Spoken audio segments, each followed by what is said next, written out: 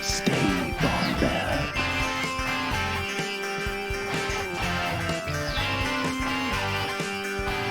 Welcome to the Bombadcast. What's going on, Bombad fam? Here we are for another podcast discussion. Jerry, how are you feeling? We feeling okay, buddy? Oh man, I'm feeling fantastic today. Yeah. I am so excited to be back doing this podcasting thing with my lovely friend and co-host Scotty, the Scott J-Ro. Yeah, isn't that funny? I was trying to create like a thing in there or something. There's the Scotty J-Ro, but there's also Jerry the Cannon Drake. So there's something to that. Well, We're in yeah, black and white, it is by what the it way. is. How cool is this? It's like you're watching us on your old grandmother's television right now. That's Isn't right. It that is. cool? We painstakingly went through every frame of this and Yep. remastered it. Just- Yes, absolutely. Every special effect you see, all of that is completely, it's all done 100% in camera. Yeah. in camera, all in camera work. And our thumbnail also celebrates this because we're not only reviewing Godzilla -1, we're also reviewing the minus color version, which came out very limited run to my knowledge in the United States. And we're going to talk about some pop culture stuff, and we're going to actually bring a guest in, one of the Bombadcast very first guests ever, which is so exciting. Right. It'll be 5 years, Bill, in June. Oh, So just wow. sit on that for 2 So seconds. many. But We're going back to basics. We're going back, Going to, back to basics basics. with the podcast. We're back podcasting. We have to bring back our first official guest. yes, So let's bring him in. the legendary one and only Bill Sheehy. How we doing, Bill? I'm Bill, doing baby. wonderful. I've got my Olivia Rodrigo hoodie on, and I'm feeling like an all-American bitch. So I'm ready to. That's right. That's what we're talking about. All American bitch. I'm an all-American bitch, baby. Yeah. I'm very, very excited to be back with you guys. In 5 years since the first Bombadcast, it feels like a Dude. fever dream, and I That have a nuts. feeling that this episode will also feel like a fever dream. But it's in You know, black it and white, most- so it's very tasteful. It's a Thank tasteful. you. Most fever likely is. Yes, it most I love likely it. is. By the time I wake up, this will probably have all been behind me. So I'm excited to say, we've had Ahsoka this past year. Mhm. We've had a bunch of good Star Wars, Mandalorian season 3. But if I'm going to be honest with you, this is kind of a weird way to segue into this. This is the best Star Wars movie I've seen probably since The Last Jedi. Dude, Like, I realize this is the best Star Wars movie ever. Honest to God. For me, it's the best one since The Rise of Skywalker because, I love both last year, but equally. Yes. But, dude, it's so funny you mentioned that because I think we were talking before the show started, and one of my notes before I looked at the show notes was literally, hold on, let me pull it up right here. This dude should make a Star Wars. The big set pieces already felt like it to me. It just everything about it worked. It's just there's an energy in this movie, Mhm. and we can talk about the Western Godzilla movies, but these strictly from Toho and in Japan are just extremely good. And of course, this one being in black and white felt like I was living in a really weird time watching a black and white film. I've only seen a couple of movies in theaters in black and white, and the second this was one of those, I had seen it twice in color, this time in black and white. I almost thought to myself, how cool would it be to see a Star Wars in black and white now? You know what I mean? Just because there's an energy there that's different. It was, and the thing for me, I've only seen this movie in black and white because here in Lexington they did the run, but I just didn't catch it in color. Yeah. But I think it really this being my first viewing of it kind of. I think this is going to be this is the definitive version for me. I think. Yeah. Because it just everything that once again I haven't seen the original Godzilla, but I've seen clips. I've seen enough of clips or anything to know the feel of how that movie looks, and Yes. within the minus color version, absolutely nails it. It just I agree. the best homage in the best way for me. It felt like as if they shot Godzilla 54 in a modern way. Jerry, would Yeah. you agree? Because you just watched Yeah. 54 for the first time. yeah, right. So and with the 54 version, I've seen everyone's seen pictures in magazines and stuff. Like growing up as a Mhm. kid, and you get like the movie making magazines and stuff like that, like Mhm. monster magazines and stuff. And it's Godzilla's a big high bar, like a very he's like one of the pillars of monsters in monster movies, right? And everything. And like that whole just the whole film being about the horror of the H bomb and everything, Yes. the bombs that were dropped on Japan during the war, and this is after the war. There's like the whole subplot in there about the guy who's created something that could destroy Godzilla, but he doesn't want it to get out because he doesn't want to create another H bomb. Yes. It's a great plot point, and it's just like it's got that same spirit of humans really kind of fighting against what do you call it? Not necessarily nature, but the corruption of nature. Yes, yeah, the unnatural, Trying to the get up the perversion of nature, yeah, because Yes, that's the the whole word I was point. looking for. Because Not perverted, Godzilla, I can think of that word.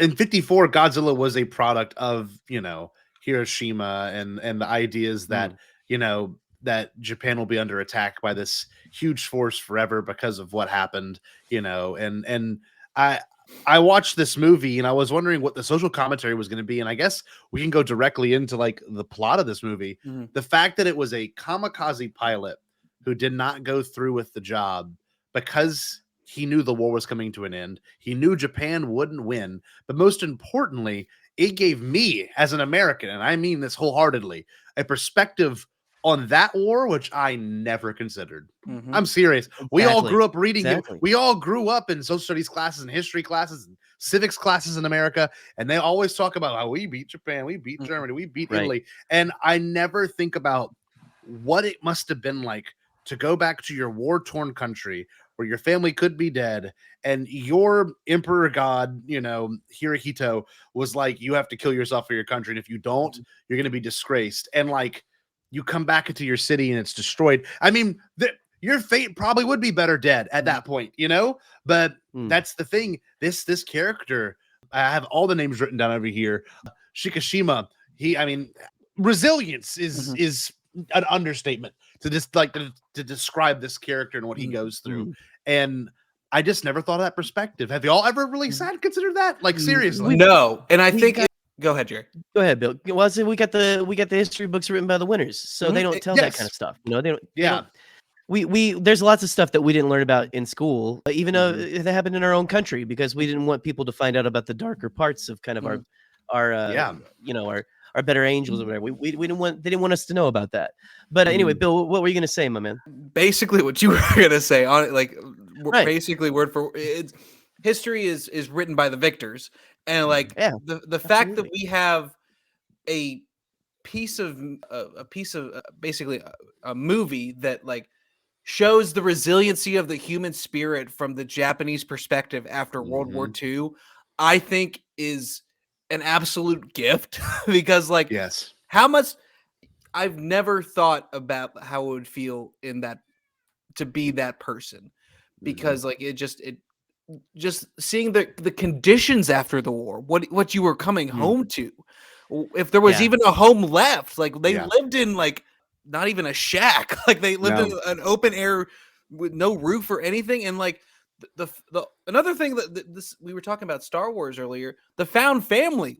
What about this woman? Unreal. Literally found a baby. It's not her kid. It's a baby that she saved like from.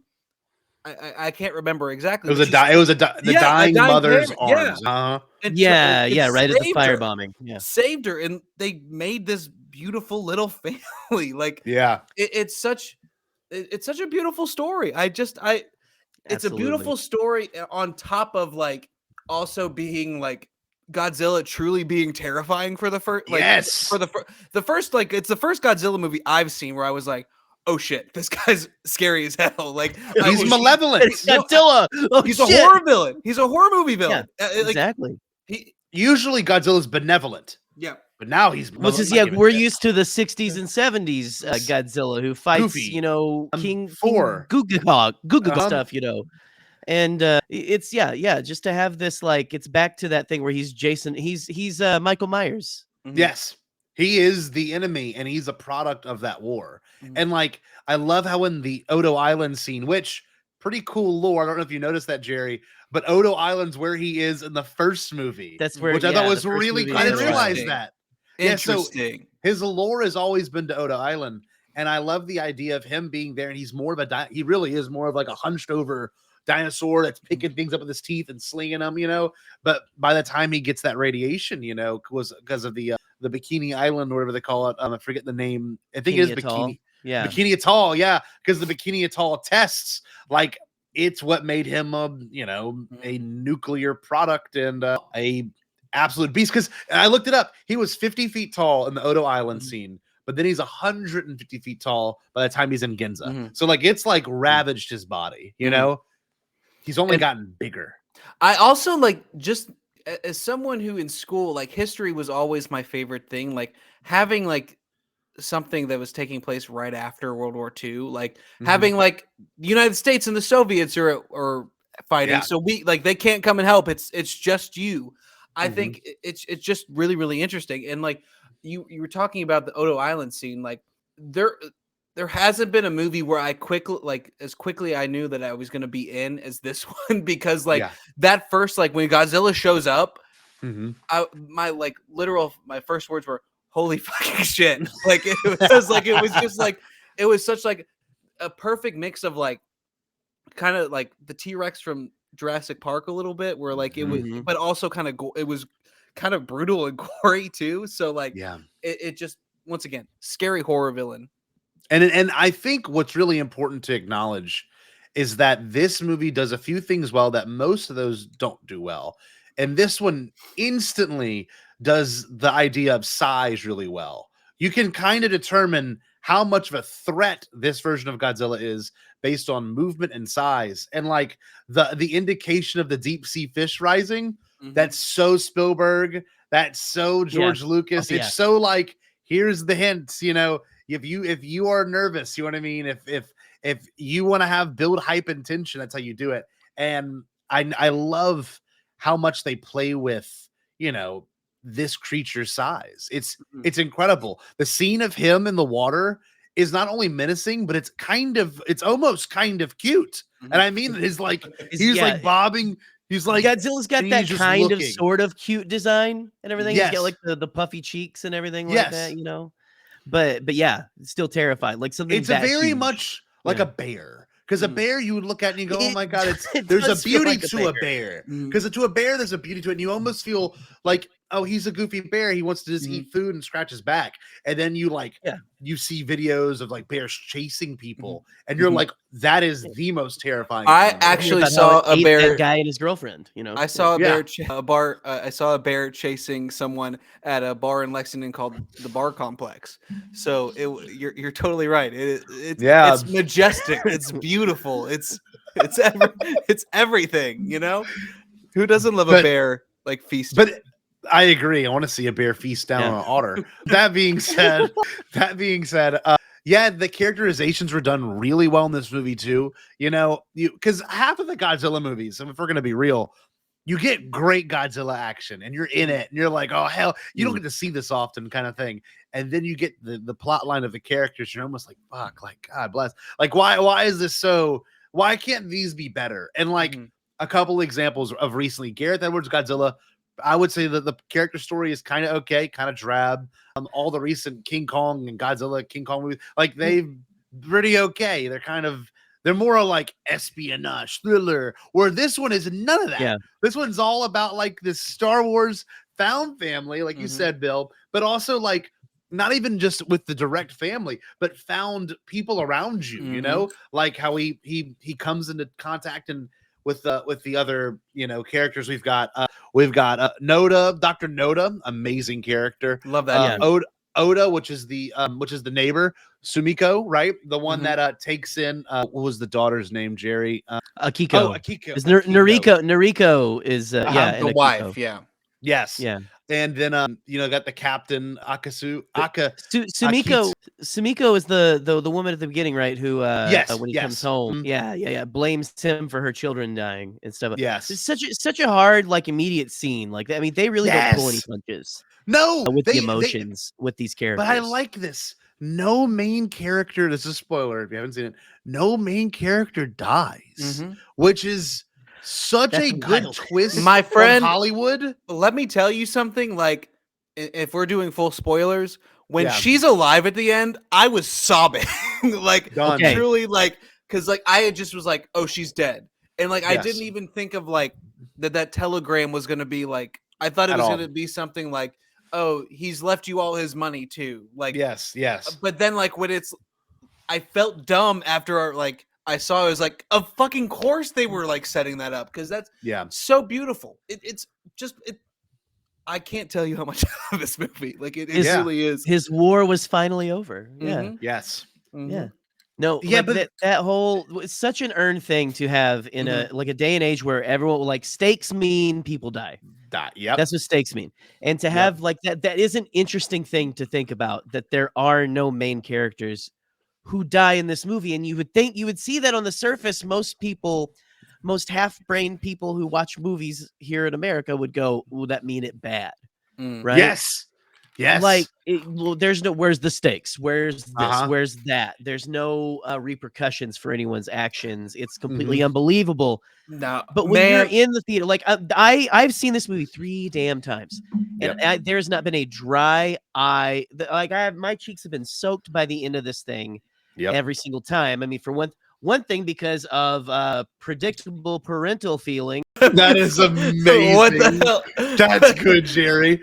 I had no idea that was coming. I made a drop and just surprised everybody with it. That's amazing. But no, aside from all of that, you have like it's what's so powerful about this is the stakes are they drag you through hell with this man. We are going through this man's his trauma with him, his shell shock, his trauma of being in the war. I mean, I assume that wasn't his first day on the kamikaze pilot job, or maybe a first day on kamikaze pilot, but like you know, I'm sure he'd been in the like that war was hell. All war is hell. But just to have this guy, we are going through this life with him. He comes back. No, like you are with this guy, getting like beat up too, saying like you're a coward, you're a coward, you're a coward. Dragged through hell to finally at the very end come to forgiveness of self, and also here is your family's still intact. Is it's such a powerful message. And I in think this day and age, to me, I think you want to watch that movie and tell me there aren't any stakes or it doesn't, you don't feel the tension. You're absolutely just totally wrong, because like I haven't felt tension in a movie like that in a long time. And like I think another thing that stood out to me was like when they were doing like we need to band together, like when the old general comes together and like, are you with me?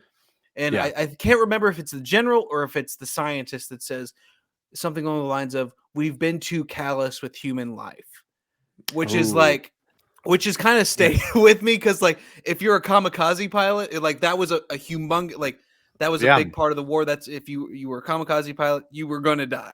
So like saying that line, we were too like callous with human life. And then on top of like everyone surviving, I think is beautiful.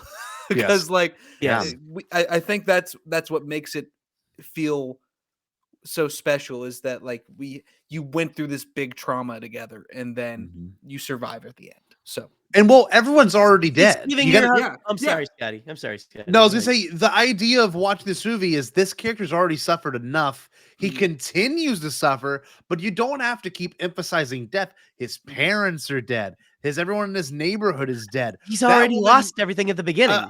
Yeah, literally. Hold on. What's her name again? I keep messing that up. I'm sorry. Noriko. Everyone she knows is dead. The baby's parents are dead. Like everyone knows what it's like to be in war. Sumiko's like she said her children were dead. 3 of her kids are all dead. Fire raids. Like, which is horrifying. Horrifying.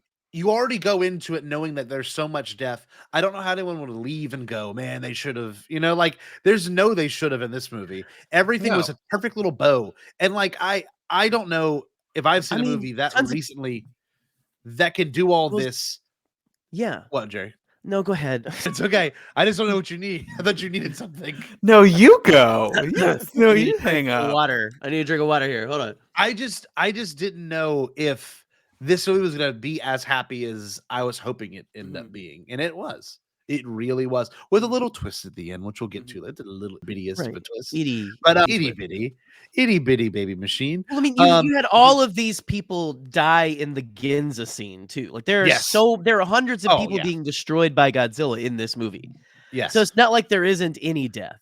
No, like we're saying, but yeah, it's just this. Yeah. Anyway, our main characters have suffered enough. The idea of Tachibana giving Shikishima the family pictures of the engineers that were working on the pilot.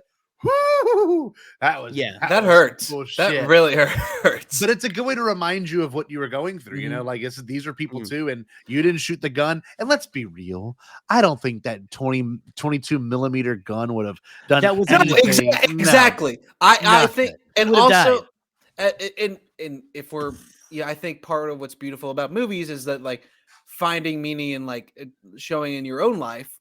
Yeah, I think whenever you are like looking down the barrel and like kill it, like whether it's hunting or doing anything, and like having Godzilla in your sight, and like for me, there was a moment when I was like 15 when I was on my aunt's farm where like these raccoons were like killing the chickens, and like I had the gun and like like I was looking in the sight and it was like in my crosshairs. And I couldn't fucking do it because, like, the idea of killing something, no matter how big, no matter what kind of danger you're in, is for me. It just feels it's very hard. And why should you do that? Yeah, you know exactly. I mean? That's not for me. Who are we to make the choice? Yeah, exactly. But then you see this monster, ravage thousands of people, kills. And I think the number was 30,000 people in Ginza. Like he killed so many people that then you can. And he wouldn't stop. That's the thing. In this Godzilla movie, this Godzilla was territorial. He wanted to have the islands to himself. And I don't think that's said enough when you see the movie. But the creature was getting revenge at people for the test. And he doesn't know what he's attacking.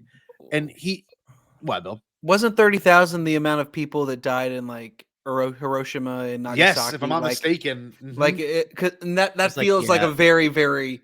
fitting, it feels very, very on purpose, Yes.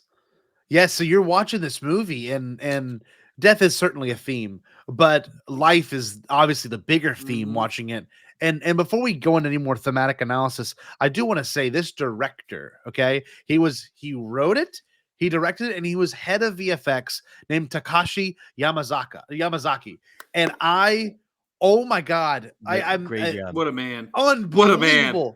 And the budget, I think we might have said this off the air, but I might have said it earlier. I don't remember. The budget was only $10 million. That's one episode of The Mandalorian. That's a single episode of The Mandalorian. And, are you kidding me? I'm telling you right now, like in black and white, you cannot tell. Like it just you can't. Oh my god, it's so like what an achievement. Like truly, like what an achievement. Like to spend. Like spend $10 million and make it look that fucking good. Like that's what I told my mom. I'm like, how much you thought this movie cost? She goes, I don't know. What's the Star Wars cost? I'm like, Star Wars is like 200 million. You know what I mean? A Star Wars is easy 200 million.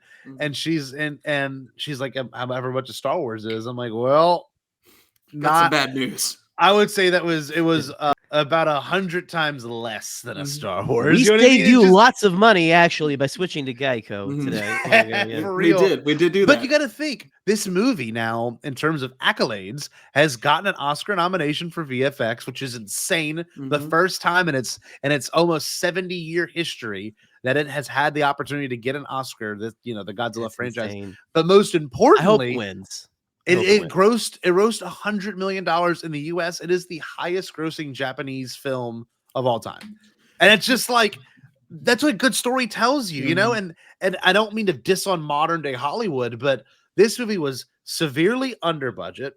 This movie was from the heart, and this movie was not a cash cow movie. It just wasn't. It wasn't meant to be. But it became one, like, which I think is like one. I think that it's been in theaters in the States since like November. Like that's insane. That has that happened before on a foreign movie? Like typically it's like a week engagement, like at most, right? And it's like very Yeah. limited screens. Yes, Very limited. very limited. But they did a black and white release. Like that's crazy. Mhm. They knew what they had, and I think that the reason why, because it is 54s in the first Godzilla release, and now exactly 70 years later, it's when the newest Godzilla release is in black and white. And I swear to God, this thing better have the Blu-rays of both when it comes out. I'll get it. I'll better pay be buying it. double. I'm buying it. I'm buying it. I don't care. Listen, I'm not a big Godzilla person, like, but this is like this is just once again an achievement in filmmaking where like I have it's a Bill movie. Like this will forever be a Bill movie. Yeah, it's already on there. I took this. Yeah, I was just, it's not one of those like I have not followed the series. I like Godzilla, right?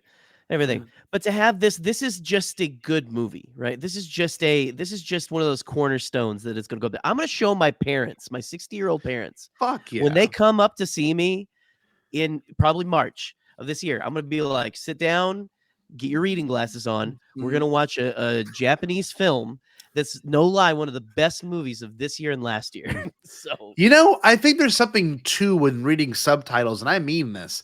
You feel maybe a little bit more invested and understand the dialogue and the intention of the dialogue more because you're so focused on what is being conveyed in that moment rather than how something is making you feel. Like I have a hard time memorizing lines, but I can memorize like 4 lines for this movie just because of the opportunity to read it while it's being said on screen. The best line in this whole movie is, "Then we'll leave you the future." Whenever they're walking away. Oh man. That's right after the scene Bill was talking about earlier, and not to get into the whole again emotional that you feel this, like that's when I started crying this time. Yep. Me Well, too. but the tears held on until that speech of we have severely undercut human life, whatever it is, and just that whole speech talking about like kamikaze pilots, all that stuff. I take pride in a civilian-led effort where no lives are lost, and just that whole "you stay here." Hell yeah! The line right before that is one of my favorites though too, Scotty, where he puts him on the shoulders. The kid's like you got to take me. I haven't been to war. He says, not going to war is something to be proud of. Hell yeah. Yes. Man, and I'm going to go see this again. Like, I really, I need to see it again. I'm going to see it again. God, it's so good. I mean, that's a there's great also line. also what's the doctor's name again?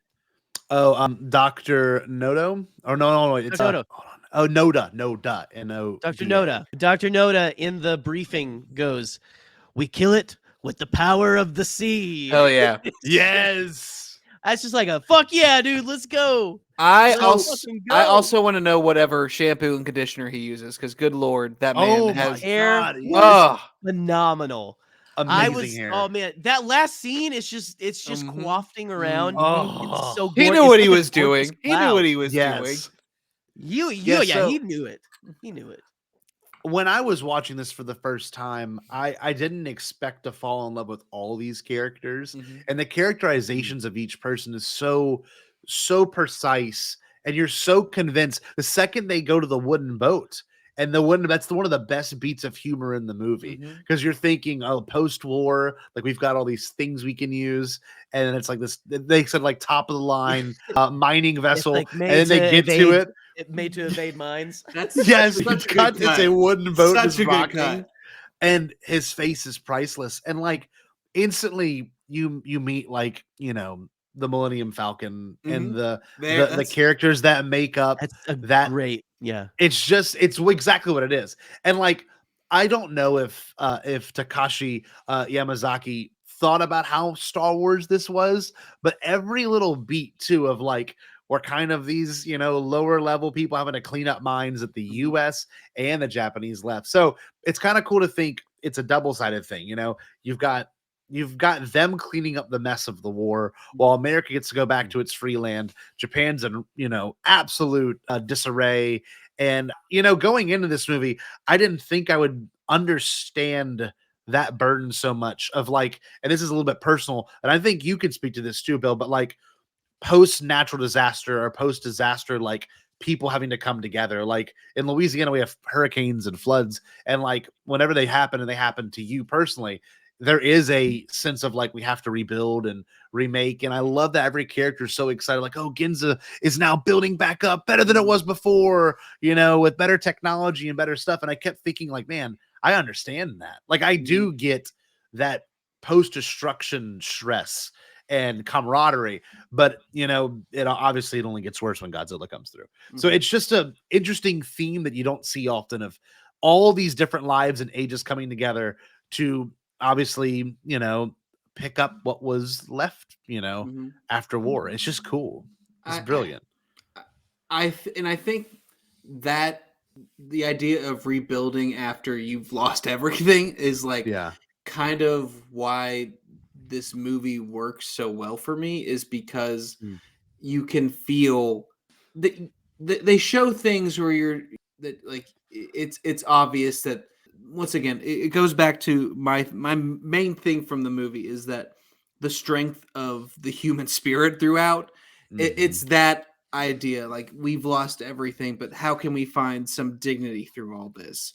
And I think that's once again, I keep going back to it, but like the scene where all the civilians and the general come together and like, we're coming together because nobody else will do it.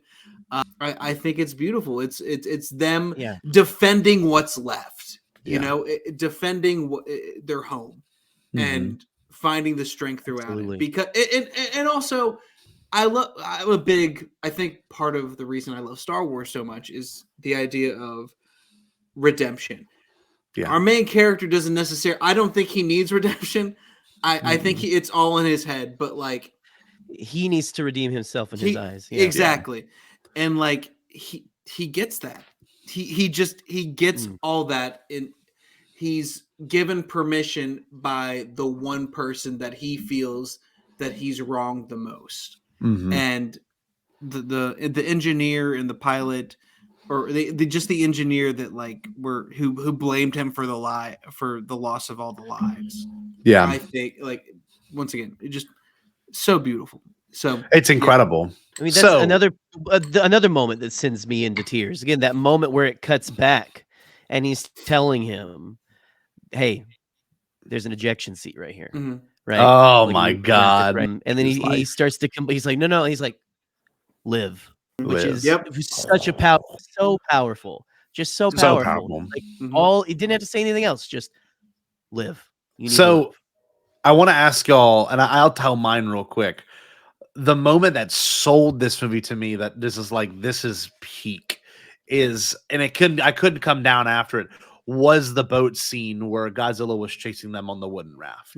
I was just I was like, this is so cool. This is so Jaws, but way more scarier. I don't know how they did the Jaws thing. It's the intent in Godzilla's eyes, just swimming, and like, I just so on edge. So the second all the fish start bobbing up, I'm like, oh my God. And then a ton start coming up, I'm like, shit. And just seeing it happen. Takes out the whole when it takes out the boat that was with them. Cruiser. And then it starts heading right for them, and the engine won't start. It's like, come on, man, come on, dude. Come on. William Falcon right there. I haven't been more scared at a movie in the past 5 years than when he's loading up that atomic breath, like just like the spines coming up, and then like just the I liken it to like the little moment between like when a long time ago in a galaxy far, far away, and then the credit, but like it's like it's. Oh my God, it's so good. It's out of nowhere. It's absolutely, it's just insane. It is. Once again, I did not go into this movie thinking it was going to be one of my favorite movies ever, and like, it's to the point now where I'm like, shit, I need to go see this movie again because I didn't get stuff the first time. And it's better a second time too, because you can kind of take it in. You kind of know where everything's going. So this time around, you can really focus on the dialogue. I at least that's how I felt. And there was some, I don't know, Jerry, what was your favorite parts in the whole movie? Is there anything in particular you wanted to talk about? Oh man, there's so much, man. Like I've been thinking about this. I saw this movie when it came out, like beginning of December or whatever. And then I went and saw it again around New Year's Eve, and then I've seen it again, recently today. And I have been thinking about this movie ever since, like I saw it for the first time. Like, there's not a day that doesn't go by that I don't just think about Ugh. that ending sequence for one thing. Just Mhm. that whole ending sequence is so good. But the scenes that Bill's talked about are the ones that stick with me too. You know, I mean, you've got the scene where they're all coming together. You got the guys, the one guy that asks towards the, like, you got some of the people walk out like we have families, like all of them don't. And it makes And you sense. got the You one can't. guy And you, going, yeah. Well, so you got the one guy that goes, so is this like a suicide mission? Is this like no chance of coming back? Like, no, not at all. He's like, so then it's already better than war and stuff. And that Oh, was that's that was beautiful. such a funny That was moment too. such a great, just like light. It was lighthearted, but it was also just like, Mhm. fuck yeah, dude. Like, Yeah. that's true. But just like I love the planning moments and everything like that. I love the moments where they're alone in the house together and he's like Mm. having the flashbacks when he finally tells her, and he's like, he's saying, what if I didn't wake up? What if you're just the dream of a dead man lying on Odo Island? Like, I'm like, Mhm. what if I didn't come back? What if I didn't come back? And she's like, you did. But just like to ultimately have all of that build up, you have this crew and everything to that final scene, man, when those boats show up, I'm as excited as anybody in like a Star Wars movie. Mhm. It felt like when people showed up at the end of Rise of Skywalker. Yeah. Is what it feels like, man. He's got the useless to the rescue or something is what the line is, I Yep. think, or something. Oh That was a great man, it's moment. so good. But I love this movie What about does what I love about plots, and I guess at least like heist movie plots.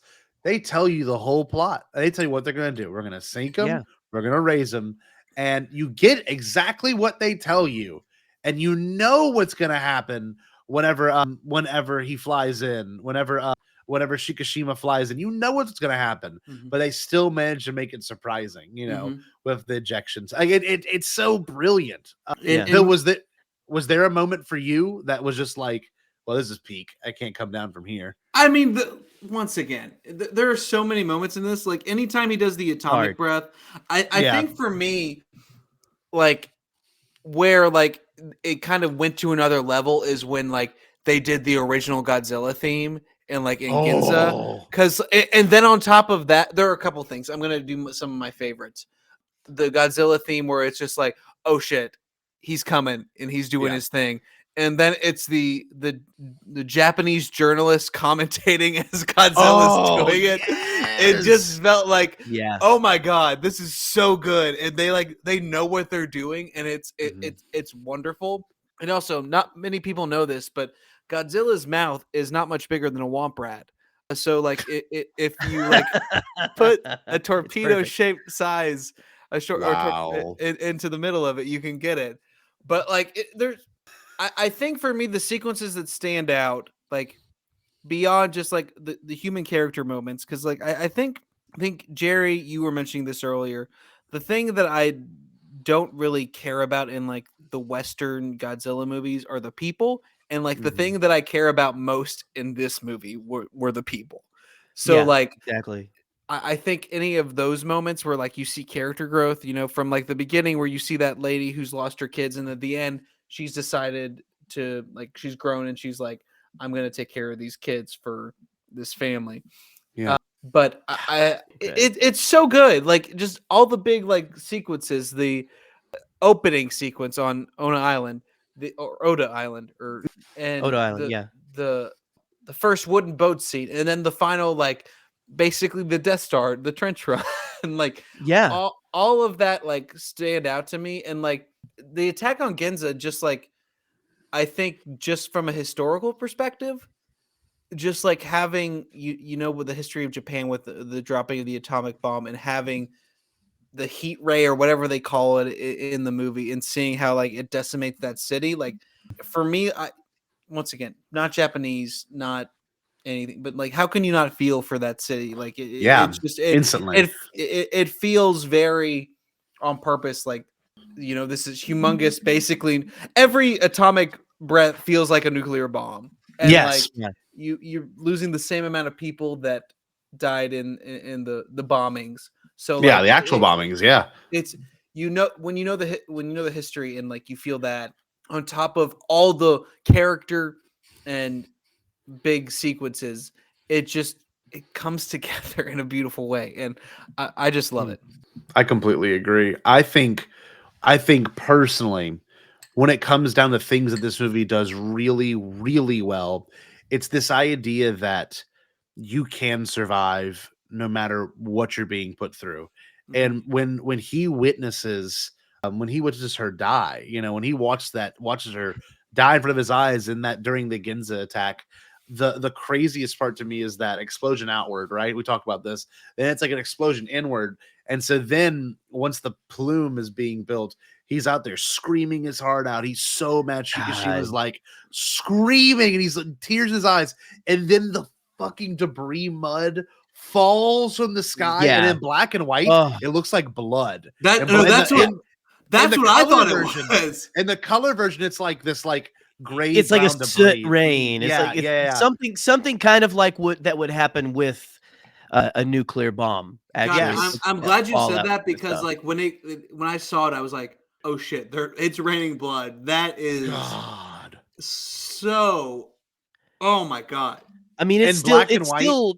Go ahead. I was just saying, it still elicits that thought. It still elicits like the feel of it's death, it's destruction, it's blood, it's horror. Is what it's a more visceral movie in black and white too. Yep. It's very visceral, and there's an edge to it that I wasn't expecting. There's a darkness too, where I was having a hard time seeing Godzilla, but that was the point. You know what I mean? Like that makes sense. Like the Oda Island, I'm like, I can barely see him, and then he like comes into camera, and you're like, good Lord, oh man, like there was one thing. Are you like scared? Are you scared whenever like shining the light and everything? Like I get ooh, I don't want to see it because like when he's like shine the light on the beach and it shines, oh man, directly on. I am what the Spanish call a big old pussy. So I I hate horror movies. Like seeing horror movies in theaters is so scary to me. But like, it was the accessible kind of horror for me, where like I kind of knew it was coming, but it didn't feel cheap. It was good horror, very good horror, and something too. The plot beats for both these movies, 54 and this most recent film, -1 Color. There was one really cool thing, and I don't know if I'm sure you noticed this, Jerry. I don't know why I'm saying this, but Bill, in 54, they have to kill Godzilla by like removing oxygen from the water, and it causes bubbles to rise, and it makes him sink. And the whole plot of this movie is need to sink him, lift him, and then, of course, the unexpected blow his brains out kind of thing. But I love that there is these direct plot beats. Another one, too, the reporter scene you like, the same exact thing happens. There's a scene like that, yeah. It's cool. It's actually a lot scarier because it's more that old special effects. So it's way more, I don't know, there's like an authenticity where you're like, I know that this is a little fake, but it's still impressive that they had to like cut this and do it. And yeah, the one cool thing about Godzilla 54, when you watch these back to back, which I made myself do, I was just as scared of the 54 one because there's scenes of it coming out the water that are fucking terrifying. Jerry, do those freak you out? The ones there was a scene. So I mean, obviously this Godzilla can't look like the one that we have today, but at the same time, the way that they use it, there's when there's the boat with the party on it. Yes, and Godzilla pops up a little ways away from it, and they're all freaking out. I'm like, get out of there! It looks real. Freaking water! Get off of the fucking boat, dude. So, which one would you recommend watching first? Like, if you're gonna do a double feature, 54 or -1? If you could do one into the other, which is what I did on Friday, so I would do it. But this movie to me now, which is a bad thing, this is the gateway movie into Godzilla for me. Because now what I want to do, I want to watch all the other ones that I didn't have the opportunity to watch growing up. And I know they're more campier. I know they have different beats and moments and feelings. But if you watch 54 and then go into this one, it's like this really interesting arc, because in the 54 one they kind of are aware of what Godzilla is on Odo Island, at least, whereas in this one it's like no one really knows who Godzilla is, and it's a legend to the islanders. So there is a kind of weird continuity that can be somewhat threaded, not exactly, but somewhat threaded. I don't know. I just love the idea of, and you said it earlier, Jerry, you've got the doctor in the first movie who's like, I have this weapon and I gotta die with it because like no one can know how to use it. And in this one, it's the exact opposite.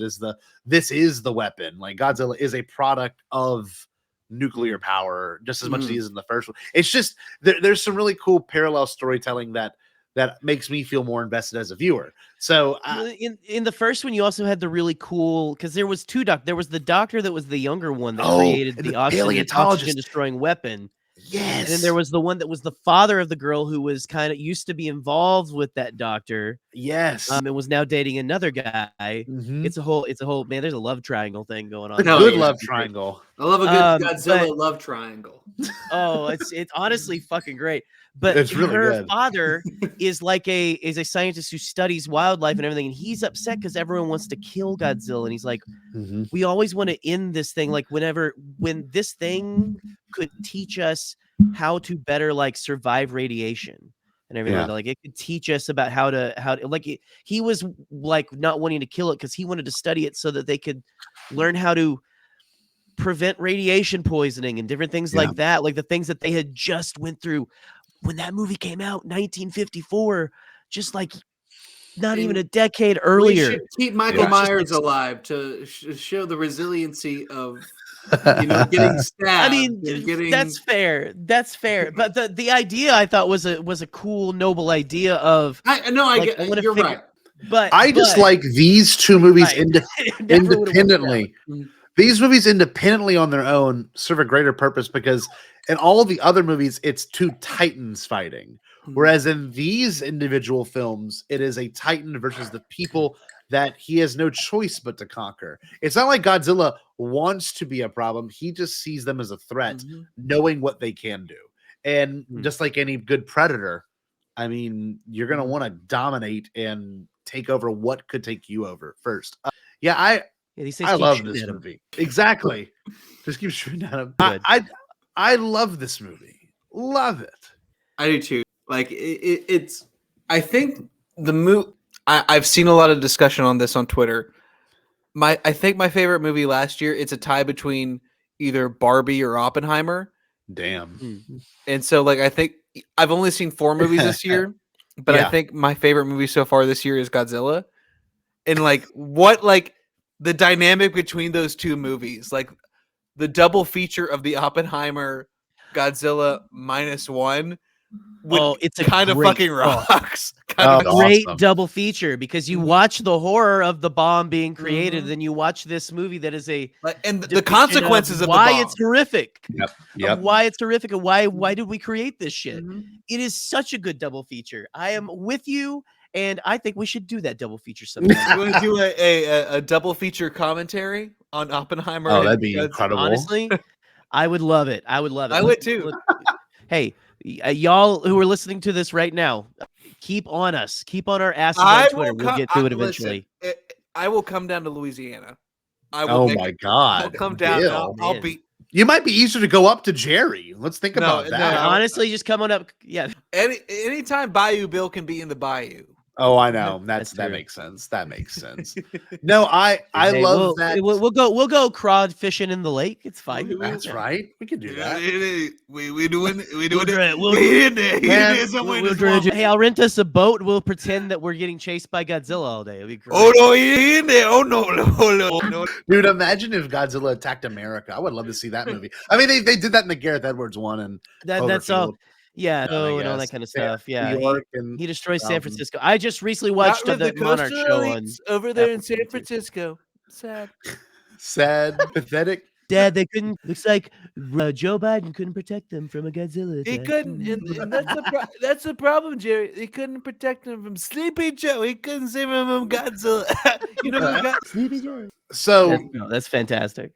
To me, to round out the conversation, these movies are sort of rooted in sequels. Most of these movies do have a feeling of this is not it. Besides the first original 54 one, there's very much it in that movie. But when you see this one, most Godzilla movies, there always is like a tease for the monster will return. And I like the idea of his pieces like reanimating because it was just a chunk of what he was. There's no indiscernible chunk. The biggest chunk. The biggest chunk is like going back to life.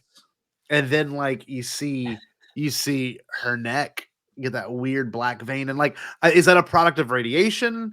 Is that a product of direct exposure to Godzilla's power? Like, Wait, who is got this? who got the vein? Oh, you didn't notice that? It was. Did It I was miss? I missed something. I love. Well, it Dude, feels like the camera is focusing on miss? that. I didn't know if it was that or it was just like I didn't know if it It was was focusing Noriko. on that for any It reason. was his So- wife. It was his so wife. Maybe She's the in black and white version. Oh, okay, Is interesting. it this Interesting. pulsating black thing that goes up her neck and then it goes away? Is it cut. pulsating? Yeah, it's like glowing and moving. Oh yeah, look at it next. So it's like Really? I gotta rewatch. I gotta rewatch it. It I'm gonna moves up. It's very subtle. It's like the very back of her neck when she's leaning over, and it's almost like this shot right here. It just like moves up and then it cuts. Yeah, Interesting. yeah. That's And so cool. The implication of that is kind of interesting to me because I almost want this story to end. But if it's this successful across the world in America, I can almost guarantee. I don't know how you could do a direct sequel, but I guess you can. If the writing is he that was good, already this saying- same dude does it. The You director's already could. been talking about how he wants to do a sequel, and he's saying maybe Godzilla will fight another monster in the next Here's one. Oh. here's the thing. I'm with you, Scotty. I think it kind of ends perfectly. I don't think you need another one. Yeah, but if you were gonna do another one, Yeah, they set it up perfectly. Because I like, agree. and like especially if you bring back these same characters, like I'm gonna care about. I just am. That's just where I'm at. I completely agree. I would die for that. The captain of the boat Absolutely. is one of my favorite characters in the whole thing. The whole time, the way he I love the way he talks to Shakishima about like you're not married to her. Like when he yells at him over the intercom when he's in the plane, and he's like, "If you orphan Akiko, I'm gonna be so fucking pissed at you. I'm gonna kill you. I'm gonna kill you. Yeah, if you orphan her, I'm gonna kill you. Are you listening to me?" Oh man, that guy. Oh, I love him so much, dude. so the good. second he gets in that airplane, the second Shikishima gets in the airplane, and he's got this like Luke Skywalker, Return of the Jedi badass, like all black outfit. He's looking at the side. He's looking at the other side, and he's like narrowly missing. Oh my god! And the plane design too is so unique. It's this backwards plane design. It looks like the fireball from Star Wars Resistance. Oh yeah, that rocks. It does. Absolutely rocks. It's got a propeller on the I back. was watching it. I go, wait, hold on. Is that the fucking fireball? That's awesome. I know it's based on a World War II. I don't know if that's an actual World War II plane. I don't but know. if it is, I think a lot of there's a lot of Star Wars ship designs, especially prequel designs, that are like kind of based on those old timey ships or the old time airplanes, World War II era. So with those bubble cockpits and everything. Let's see.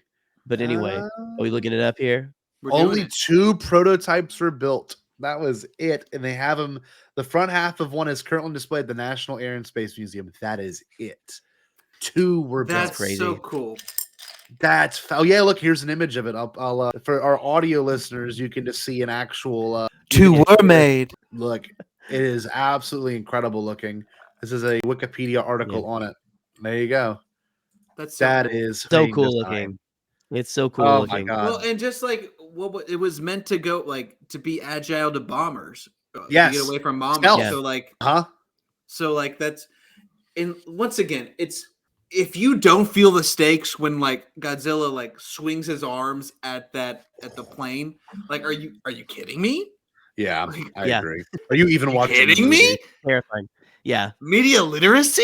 Question mark? Yeah. Yeah, no, I'm gonna be real here. This may be many of the more straightforward things I can say, and I've said this about the prequels.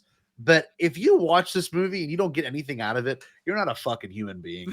You're just not. Like you really are. Like this movie is like the most, just even more so than Star Wars, just straight up like love and forgiveness and redemption and self-respect and getting over trauma. Like it has the most human characteristics. Hell, I made me watch my students watch this movie. It's just one of those like you can just analyze this movie forever. It's a great one. You could do a whole unit on this damn movie. There are going to be kids that see this movie that like this will be a defining movie for them. Like the same way that Star Wars is ours. Whatever this will be theirs because like I think it's so in spirit with what George was trying to do with Star Wars. It's for 12-year-olds. Like you can get everything that you need out of life in this movie. Like it has Yeah. everything. So I completely agree, Bill, and I think that's a really Absolutely. good way to wrap up this whole discussion. Is if you have a kid and there's nothing sexual in this movie. There's nothing gory, actually. There's like no, it's just good action. And it's just, I mean, maybe the most gore is when he's picking up those people on Odo Island. That's it. It's not even gore. Well, it's just Jurassic Park. if you It's watch- more existentially terrifying. if you watch the black and white version, it like I did, and think that it's raining blood, then yeah, it's definitely really gory. Yeah. But like Scotty, you forgot about my son Rick. Come on, Oh, I man. know. Come on. Come on, man. Rick. Come Rick. on. Come on. What do you think, My son Rick. He's out. Little Ricky. Ricky? We love little Ricky. Little We couldn't Ricky. discuss anything. Folks, we love little Ricky here. We love him. People are saying Little Ricky. He's Pour a good myself a kid. cognac, you know. Cognac? Ricky, pour me a cognac. This is what I'm gonna pour myself a cognac for, because it is what a picture. What a, like What a seriously, this what is a like picture. this is What one a of my picture. favorite movies. Oh. This might be my favorite movie of last, well, because I saw it last year, but I mean, just It's it's one of true. my favorite movies of the recent year. It's I've definitely my seen. favorite movie this year. Yeah. This is one of the few ones that I know when it comes out on streaming or Blu-ray, whatever, Mhm. I will be Instant. instantly purchasing. Instantly. There's Day one this is pre-order. instant as soon as like I've been checking Apple TV and everything, waiting Uh-huh. for this thing to come up on my iTunes so I can buy or pre-order this motherfucker, because I Uh-huh. can't wait to get this in my eyeballs at home. So here's But the question There's for a me. rumor. There's a rumor What's it's in the rumor? February. No shit. February on Nice. digital. There's a rumor. I don't That's know if like it's a couple true. of days. Here's the question for me. Do I buy it in color or do I wait till the black and white version? If they do it right, they'll do both versions. Kind of like when they I think did both versions TLJ, be together. the music version and the regular like, version. I'm kind of interested to see it in color now because, like, I think the version that I saw, the black and white version, I think really enhanced my experience. But like, I just to see what it looks like, you know, because like how there's some things that work more in color, like Mhm. the at least to me, some special effects look a lot more crisp in color. But in this one, it looks way more real. If that makes any sense. The black and white version, there were some times where I'm like, okay, that looks like a special effect, but like yeah. 99% of the time I was like, this looks so freaking incredible. Yes. This looks so good. So good. But I like too that there was no special effects scenes that felt out of place. There was maybe a couple that looked a little wonky in color. Just a little, just like the slightest bit, but not enough for me to go, "Oh, I'm sucked out of this." Like I gotta praise the special effects for only being a budget of one Mandalorian episode, and we've seen a lot of Mandalorian, and a lot of it does not look that great. I mean, looks lot of it. fine. It looks fine, but like you watch this movie, and you're like, how? You literally, I don't know, and I think maybe part of it is marketing. You know, a lot of money goes into marketing for these big blockbuster movies, but then they flop. You know, and like I don't Right. mean to sound like those awful people with the laser-eyed thumbnails, but like Hollywood should really watch this movie and go, how can we do this and still keep it authentic? You know what I mean? Because it needs that. 'Cause If a I lot of can these- put my Order 66 hat on, Here we go. and Disney Star Wars has ruined this franchise in a way. Women ever heard of them? I haven't actually. What I really want to see is give me a cut of Revenge of the Sith where it shows Anakin killing kids. You know, yeah, that's all I want. that's all I really want. Like I want to see. Okay, so we've gotten 9 movies with Anakin Skywalker. What if we had like a Anakin Skywalker Darth Vader show? What do you think about that? What do you think about that? What do you think about that? I agree with these takes, man. You're insightful. Here's the thing. That's great. Yeah. I'm you got a making lot my of own. good thoughts. I'm making my own Star Wars movie. I'm all of 5'4", and I have the vision to see not over many people, but a lot of people. Definitely Kathleen Kennedy. That's the problem with Kathleen Kennedy. Okay, she's about 5'8.5". I've seen- Why isn't this movie woke though? why haven't people been like, God, you know, this is all part of an agenda? You know, I don't. Godzilla's all actually war. gay. It's pretty firmly anti-America in my opinion. Yeah, no, I frankly. mean, Oh. it is. It does it not is- paint. I It doesn't don't paint know us if- in a great light. I don't No, know if anti-American, definitely anti-imperialist. Oh yes, Yeah. definitely yes. But it, like the parts they mention America, Well, there's anti-Japanese government in there too. It's like our Yeah. government doesn't care about Yes. anybody. The government can't No, do anything. Everything. That's a really good point. It's, It really it's is. clearly it's just a human story. It's just Yes. these big powers have failed us. Take matters in their own hands, which is a theme that I think very much hits home these days. Mhm. You know, It does. That's a good point, dude, because you watch this and the entire time there maybe is some contextual evidence of like America bad and Japan good, but you don't really see it because they even mention in the movie that Japan failed them. Mhm. Their country made them fight for war. The best line I forgot to mention when he was saying like, I was beginning to think they were going to change. I don't know why. I'm not surprised, but it's still the same country. When he's on the boat and he's like, they sent us out here to die, because they knew Godzilla was going to come after him if they sent him out there. And he goes, so why am I not surprised this country hasn't changed? Because it's not going to. And you have to admit, no matter how much you want change for millions of people, it's never going to happen. Like, and I don't want to get political in this aspect when we've been doing Trump impressions this entire time, but I mean, 2024, we have an election, and like, I feel hopeless. I'm like, I can't do anything to change this. Scotty, no. Here, let me tell you the thing. Let me tell you the thing, Jack. Here you go. No. we'll even it out. No joke. No joke. Okay, no joke. Like, I feel hopeless, but like, it's never within us. It's all about the people around you and the people you surround yourself with. That's how you get through bad times. And you look at this election, feels like a Godzilla monumental thing. Yes. And to see these characters get through it, we can get through it as well, like you're saying, together. But if I can quote, if we're already getting political, then let me quote the governor of Kentucky, Andy Beshear, what he was saying throughout the pandemic. He would start his pandemic COVID press conferences with this: "We will get through this. We will get through this together." So there we go. I wish my governor would have said that. John Bell Edwards, hell of a guy. God, you're so quick. How do you know that so fast? Because Lord. Michigan. Michigan. Michigan, it's Gretchen Whitmer. Big Gretch up here. We're living. Okay, so let's see. In Ohio, what's that? The little short Mike. Livy Dunn, Ohio toilet NPC Skibbity. Mike Devine is the governor of Ohio. Josh Shapiro is the governor of Jared the Great Jedi's Pennsylvania. Let's see. Jim Justice in West Virginia. Glenn Youngkin in Virginia. Let's see. North Carolina is Roy Cooper. Tennessee is Bill Lee. Missouri, who gives a shit about that state? Illinois is J.B. Pritzker. Wisconsin is Tony Evers. He has a map. He's reading a map. I'm not reading a map. I'm not reading what? a map. The governor of California is Gavin Newsom. Let's see. What's Oregon?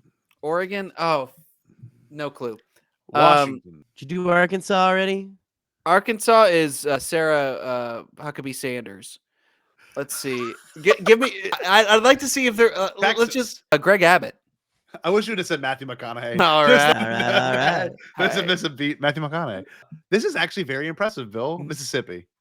Oh God, what's his name? He just got reelected. He did. It's not Presley. It's Tate Reeves.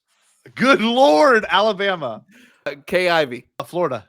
Ron DeSanctimonious. Sorry, it's been retired. Georgia. We give you a Ron DeSantis smile here. It's oh God, not Stacey Abrams. It's shit. Brian Kemp. J.J. Abrams. Oh, okay. Yeah, J.J. Abrams. This is impressive. New York. Oh God, it's is her first name Kathy? I don't know, Bill. Hold on. I thought. Do you not have the list in front of you? No. Michigan. Well, so it was Michigan is Gretchen Whitmer. Gretch. Dude, I just looked Lots of people around me hate her. Kathy, Bill, Kathy Hochul. Yeah, because she was Cuomo's. Oh yeah. Yeah. No, it's funny. I tried typing in New York governor and I typed in New York Godzilla because it's kind of where my brain's in this weird infancy. 1998. It was a great year. You know, His name, Lizard. Matthew Broderick. Matthew Broderick, and of course Hank Azaria. Hank Azaria, we love him. Oh, those baby Godzillas. Oh, those baby Godzillas. And here, what's the name of that French guy? Jean Jacques. He's a great guy. Bill, you probably could do a really good improv, like a really good improv if you had to on stage. That was impressive. I hate to think about that. Ryan is sanctimonious. Anyway, guys, thank you so much for listening to this wonderful discussion on Godzilla -1 and the governors of the United States of America. I love that's what we ended on. I really Listen, Scotty students, you're only to listen to the last 5 minutes of this podcast. It's just 10 minutes of me naming governors. No, I can't thank you enough, Bill, for taking the opportunity to show back up on the stream in black and white and, being able to hang out and discuss a movie we all really love together. You guys are some of my best friends, and I love you dearly. And anytime I have the opportunity to talk about some of my favorite things with, I'm always going to do it. And you guys are really, really good at what you do, and I love being a part of it. So, oh, my sweet friend, you inspired me at one point to start doing this, so I can't thank you enough for 5 years into this. It's pretty impressive. I don't know. Well, you're so sweet. I guess. Do you have anything you want to plug, Bill? You got anything working on? Or you just want to guest spot? Dude, it's easier. So skywalking through the league is on hiatus. I don't know what the future holds for that. I don't really know what future holds podcasting wise, but if you're not already, follow me on Twitter at Star Wars Bill and on the pod Skywalking TL.